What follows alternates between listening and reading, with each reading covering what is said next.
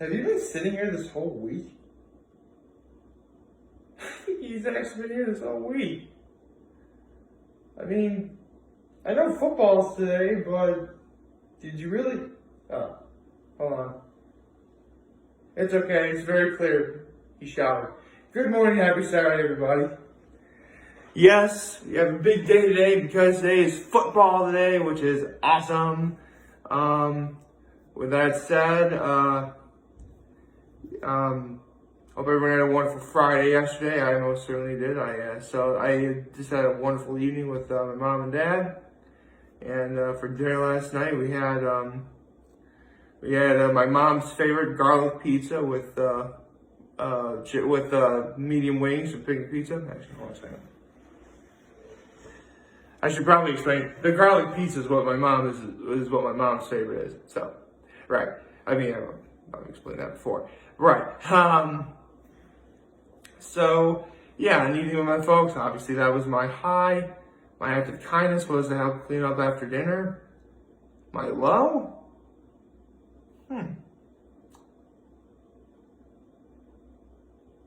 I can't really think of a low, per se. Nothing really bad happened, actually. It was actually a pretty nice day overall. I mean, it was cold. Actually, you know what? Yeah, it was like 40 degrees out, but it's the sort of cold where like it's really humid and damp, and it just really sort of like magnifies the cold a little bit. And the wind chill wasn't that great either. So, yeah, it was, that's the kind of day of what it was yesterday. So, I promised this week that, I'd be doing a class in session video because I do believe class would be back in session, even though this weekend is a holiday weekend, which actually ties into the class I'm going to be talking about. And that is American history. Of U.S. American history. I mean, obviously, if I really want to be technical, I'm talking about specifically United States American history, because I could say American history and technically be including Canada and Mexico, but that's not how it works. I've actually been relatively hesitant about talking about this particular class because, well, much less so than global, because lots of things happen all over the world, and it's quite possible no one really knows about it. In the United States, however, it's a more it's not an enclosed area, but it's a smaller area compared to, obviously, the entire world. So, if something goes down, it's very likely that you're going to know about it. And that's why, like, they say history is being made every day. Well, in a lot of cases, that really could be said about what happens here in America. So that's why it's a little difficult for me to talk about this class. Not that I had any bad memories, not at all. In fact, I'm going to be getting into a lot of really neat stuff about the class momentarily. So, with that said, what is American history? Well, it's exactly what you would think it is. It is, when America was first discovered, America receiving gaining independence from, Great Britain, the American Revolution, the Civil War, whatever we did involving, World War I and II. Actually, did we talk about I know we at least talked about the Depression. I know that.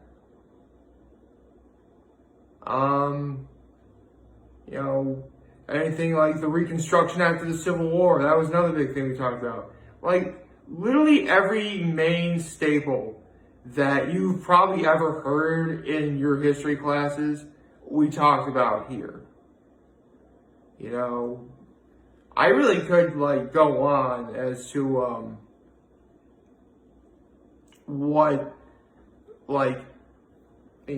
if I talked about all of American history, there's no way I could do a video for it. The video would be a lot longer than it ought to be. I'll put it to you that way. With that said, if I could think of one thing, because here's the thing, American history was another Regents exam I had to take. I believe I want to say I got like an 84 on that Regents or something. I know. I mean, I said this before. I'll say it again. The only two Regents exams I did less than 80 on were English and Math B. So I can assure you that I know I did okay in American history. I just can't remember off the top of my head what my score was on the Regents exam. If I could think of one thing that was like the most talked about in that class, because I think collectively we must have spent like 2 weeks talking about this in the semester. And when you think about it, it's actually something that people we ought to be talking about more.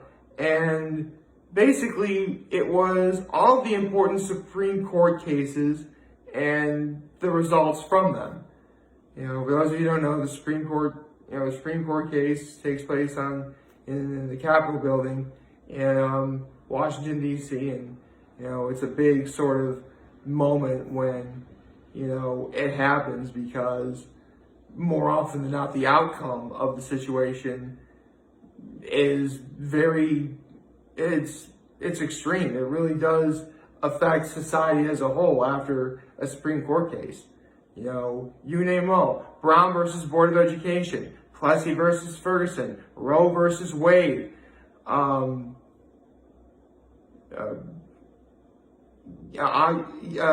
and Ogden, you name it, we talked about it. Nixon versus the United States, that was another one.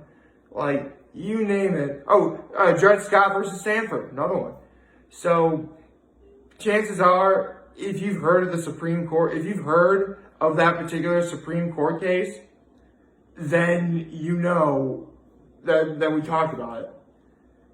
So, yeah, all in all, it was a very fun and memorable class. I actually, here's the thing. One of my favorite memories about this class is, it's a bit of a story. When I was in 7th grade, I did something called the Salat Choir, which is something you legitimately, it was like the first time I legit auditioned for anything, and I made it. And it was the best singers in, at Horace Ed's Middle School at the time. And there was one field trip we took up to Mansfield University, and there was this one song called "Sing Me to Winter" that we did. And this one girl killed the solo. She was in 8th grade, and I was in 7th grade, so I didn't really know her at the time. I actually got to meet that girl in taking American history. See, one of the perks I need to back up. One of the perks about my class schedule, the way I did it, was I was able to take upperclassmen courses a little early. So if you were a junior taking American history, I was a sophomore and I was able to take it, and it was awesome. So I actually got to meet this girl, and we became real friends. It was awesome. So that was really cool. But I really do need to bring up one very important thing about, because I was actually kind of hesitant about talking about this, considering that, with what is going on that's not COVID-19, it's the other thing going on in American society right now. And considering the fact that Martin Luther King Jr. Day is this upcoming Monday, I was actually a little bit hesitant, kind of thinking, should I talk about this? But you know what? It makes sense I probably should talk about it here, because I believe it was Plessy versus Ferguson that created the whole separate but equal concept, where, back then it was, whites and at the time colored. This is a very, needless to say, I'm very much happy that we live in better times. I can say that for a fact. And I bring this up because, as you all may very well know, the Black Lives Matter movement has just been just to simply call it a phenomenon would not do it justice. It is one of like the, right, yeah, what happened at the Capitol building this last weekend, or this past, not weekend, this past week. So, it really is interesting knowing, like, these are events that are going to be talked about in American history at some point. Like, students are going to learn about this. And it's, on the one hand, it is actually quite good because, you know, we do need to learn about this history because those who don't learn from history are, you know, doomed to repeat it. But at the same time, it's not really painting, I mean, at this moment in time, it really wouldn't be painting U.S. history in a very good light, considering what happened. And I was actually thinking about this earlier, because, you know, again, the Civil Rights Movement was such a powerful phenomenon back in the day. And, you know, we have the Black Lives Matter movement now. And one can make the question, like, why would it take just one person in Minnesota, you know, suffering from police brutality and, you know, making the Black Lives Matter movement as powerful as it is? I speculated this, and it's actually a combination of two things. See, I actually came up with this analogy just recently. You need two hands to properly and safely fire a gun. Which reminds me, kids, don't hold a gun sideways. It does not look cool, it looks stupid, and it's actually quite dangerous.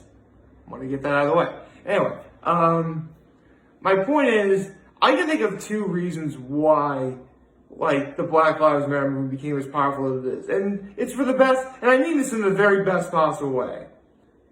Because, like, police brutality and stuff like that, that's been going on, like, you know, forever. Like, it's not just recently. It's been, like, before civil rights, before any of this.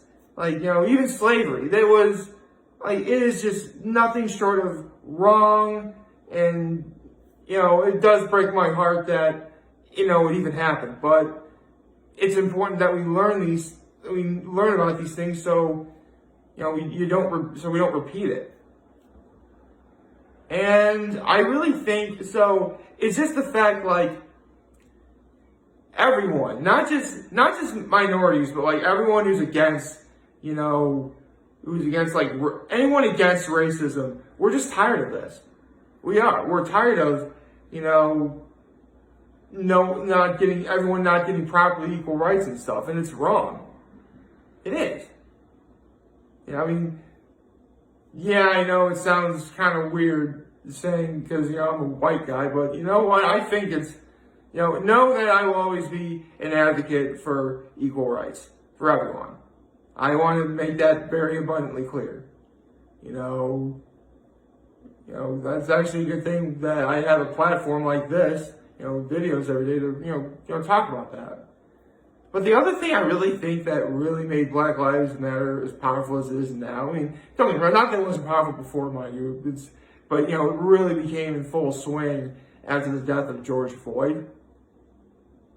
It's the pandemic. You know, we're in quarantine, we're afraid, we're frightened, we want to be with people, but we can't. And all it took was just the pandemic uniting everyone under, you know, a common dislike, if you want, you know, a common dislike would not be doing the pandemic justice, actually, but I can't think of a better analogy for it. Yeah, just something uniting us all. Like, we're tired of this. We don't want this anymore. And, you know, it is. We are tired of it. I'm tired of it. You know, I want to be with all my friends. You know, I want to be with my brothers from Trinity Polling. I want to be with my friends from Horseheads. I want to be able to go visit my nephews, but I'm thinking, oh, on the way there, I gotta stop. I want to be able to do that. Oh yeah, I never told you. Yeah, I don't think I've said this before, but it's gotten to the point where if I want to visit my nephews, I have to shower before I go. And from when I leave my apartment to when I get to my nephews, I can't stop anywhere for anything. It's that serious. So, believe me when I tell you, I'm getting tired of it myself. We all are. But things are starting to pick up. My area is actually going to be in the yellow zone now. So restaurants are going to be able to have dine-in, which is nice. So, yeah. It's just so incredible that, you have stuff like the death of George Floyd. And when I say it's incredible, I mean it's like great in terms of magnitude, by the way. Like overall, big and impactful, I mean. Like the Black Lives Matter movement, the pandemic. Students are going to be learning about this stuff as time goes on. And it's fascinating to see where it goes from here. And I think that's the great thing about U.S. American history. Like, I said this before, stuff happens all over the world, but there's like a 99.9% chance that you're never going to learn about it. In America, though, lots of stuff goes on here, and it's like you're going to find out about it. Good, bad, or ugly. So, yeah. Look, I know, like, this actually wanted to be in a very important class and session video, I think. I'm actually glad I talked about this. Like, favorite, share, the subscribe button, follow me on social media, wherever you can YouTube. I'm very home to make this video for all you guys who are watching. Don't forget, one for you, wonderful, wonderful Saturday. And remember, you guys want to talk to channel, you'll be here to let you know. So be back. Take care. Make good choices. Get ready to watch some football. We have the Rams and the Packers today. We have the Bills and the Ravens. Let's go, Buffalo. I think I'll pick the Rams. See ya.